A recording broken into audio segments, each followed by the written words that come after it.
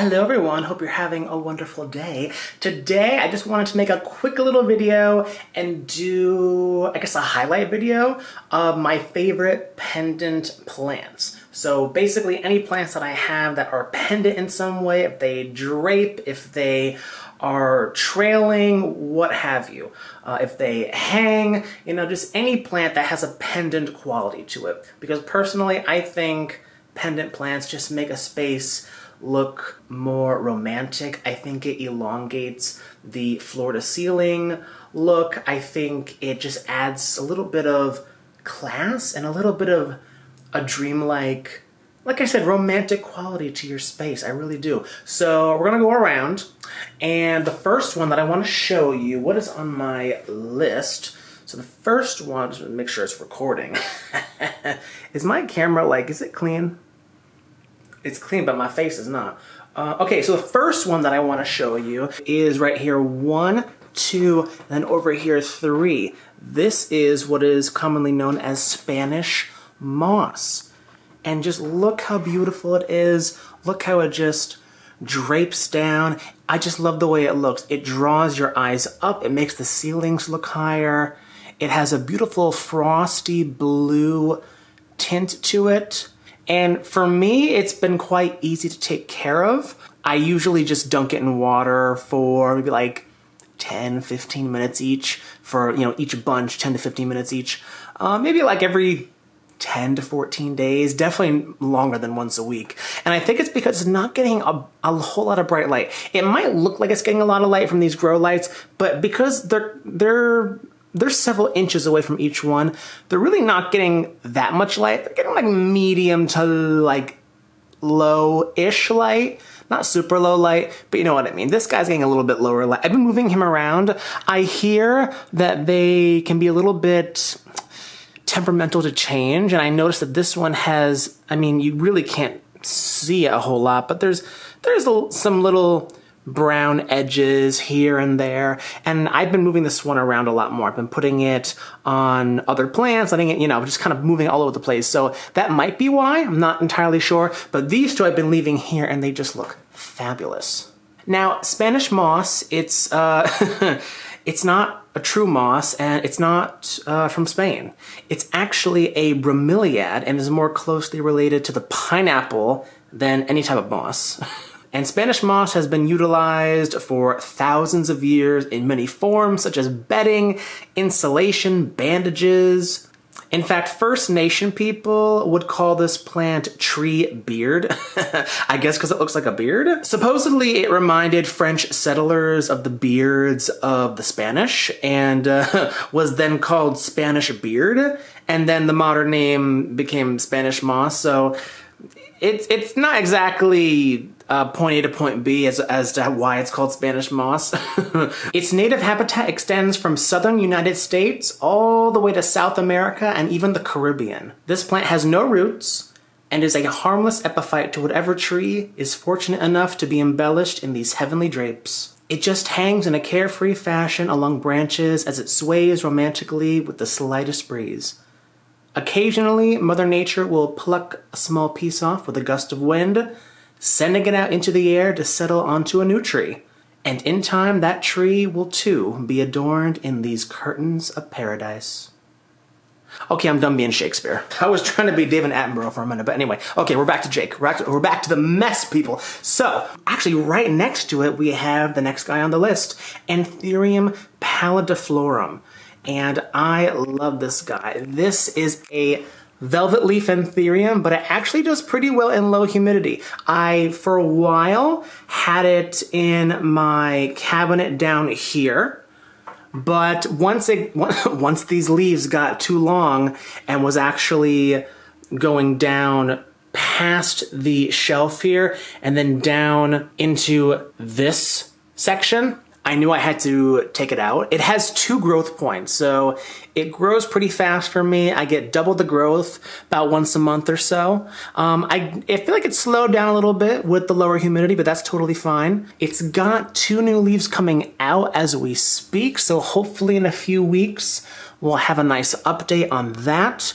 But look at these leaves. When they come in especially, but even a few months later, they have this beautiful iridescence to it. Look at that.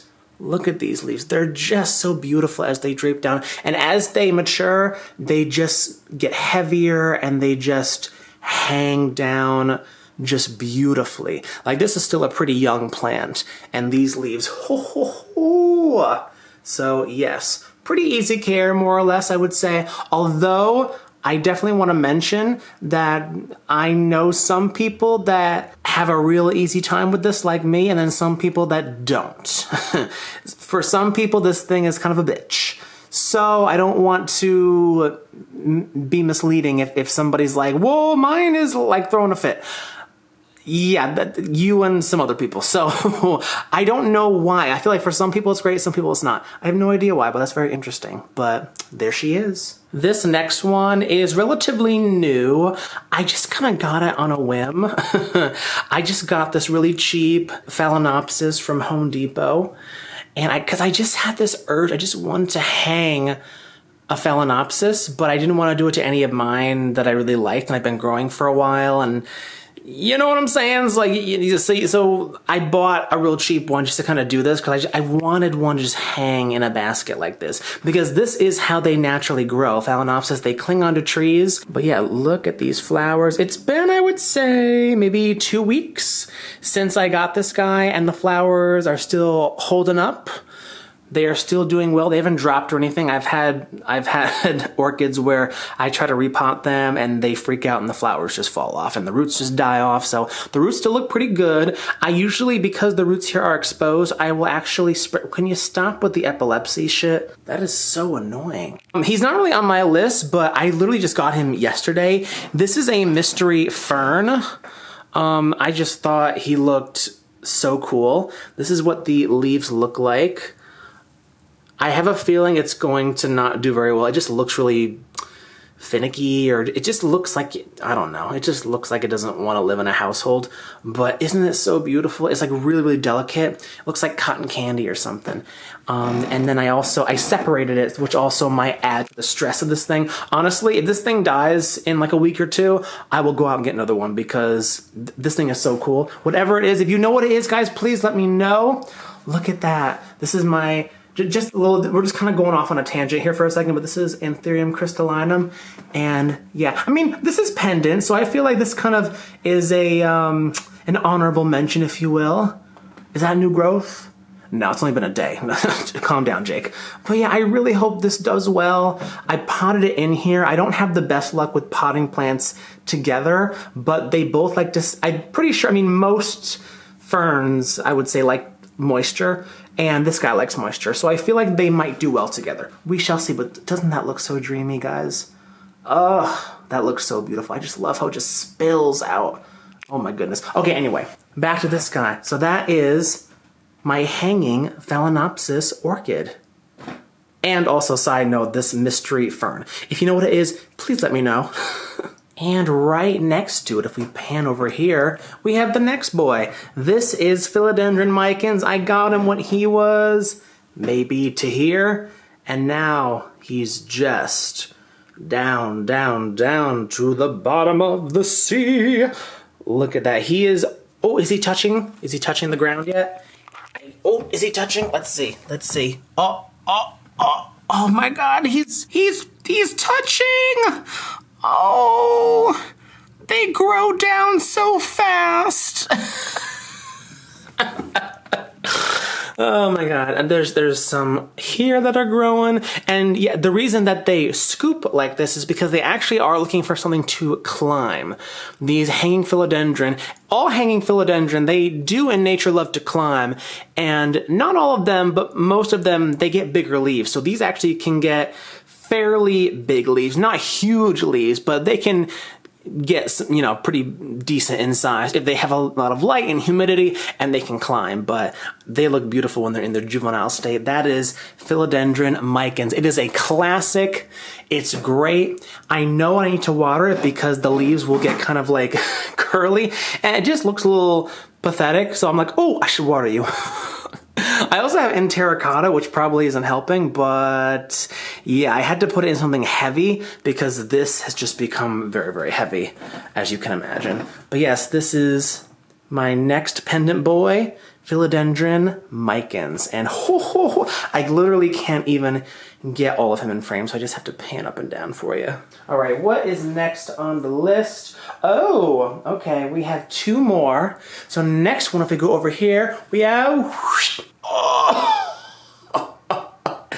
This right here is another fairly new purchase that I got not too far from here, actually. I got it from the New York Botanical Garden Orchid Show that they had this past spring. And they had these beautiful orchids there. They had these beautiful Vandas, and they weren't that expensive.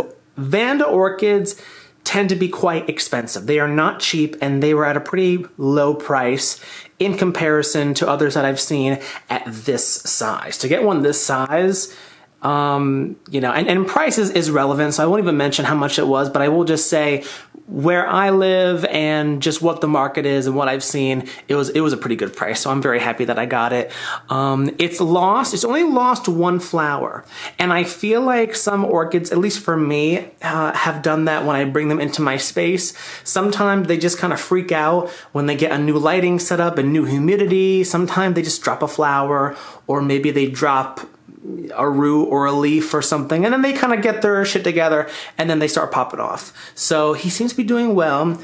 I know he's getting enough light because Vandas love a lot of light. They love virtually full sun, but not quite full sun. It depends where you are. Like in the Northeast, I could probably put him outside in the sun. But if I was living in Florida or like closer to the equator, he would want to be in like bright shade, partial shade. Now, do you see those little freckles? That means that it is getting more than enough light. Like for people that go out in the sun and they get little freckles, that is a good sign. That means it's getting more than enough light, and maybe even a little too much, but that's okay. It's getting more than enough. That's how I know this light is strong enough. And this light, I'm not the biggest fan of it because it has a little bit of a pink hue to it. It is a blooming light, and that's why it has that look to it. I don't know if it's coming off on camera. I've learned to live with it, and it actually makes these flowers look pink. Or like magenta, which I think makes them really pop, because watch this, I'm gonna do some magic for you. If I turn this off, they're purple. You guys see that? They're purple flowers. But you didn't see that coming. You thought they were magenta. You thought they were hot pink.